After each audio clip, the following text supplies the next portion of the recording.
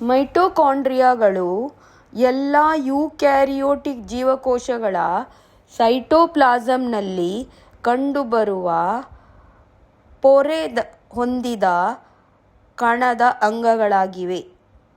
ಇವುಗಳನ್ನು ಜೀವಕೋಶದ ಶಕ್ತಿ ಕೇಂದ್ರ ಎಂದು ಕರೆಯಲಾಗುತ್ತದೆ, ಏಕೆಂದರೆ ಇವು ಅಡಿನೋಸಿನ್ ಟ್ರೈಫಾಸ್ಫೇಟ್ ರೂಪದಲ್ಲಿ ಶಕ್ತಿಯನ್ನು ಉತ್ಪಾದಿಸುತ್ತವೆ. ಮೈಟೊಕಾಂಡ್ರಿಯಾದ ರಚನೆ. ಮೈಟೊಕಾಂಡ್ರಿಯಾವು ವಿಶಿಷ್ಟವಾದ 2 ಪದರುಗಳ ರಚನೆಯನ್ನು ಹೊಂದಿದೆ.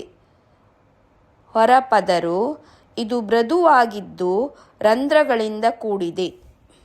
ಒಳಪದರು ಇದು ಅನೇಕ ಮಡಿಕೆಗಳನ್ನು ಹೊಂದಿದ್ದು ಇವುಗಳನ್ನು ಕ್ರಿಸ್ಟೆ ಎಂದು ಕರೆಯಲಾಗುತ್ತದೆ. ಇದು ರಾಸಾಯನಿಕ ಕ್ರಿಯೆಗಳಿಗೆ ಹೆಚ್ಚಿನ ಮೇಲ್ಮೈ ವಿಸ್ತೀರ್ಣವನ್ನು ನೀಡುತ್ತದೆ. ಮ್ಯಾಟ್ರಿಕ್ಸ್. ಒಳಪದರು ಒಳಗಿರುವ ದ್ರವ ತುಂಬಿದ ಭಾಗ.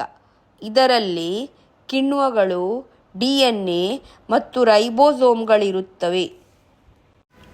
ಇವುಗಳು ತಮ್ಮದೇ ಆದ DNA ಮತ್ತು ರೈಬೋಸೋಮ್ಗಳನ್ನು ಹೊಂದಿರುತ್ತವೆ.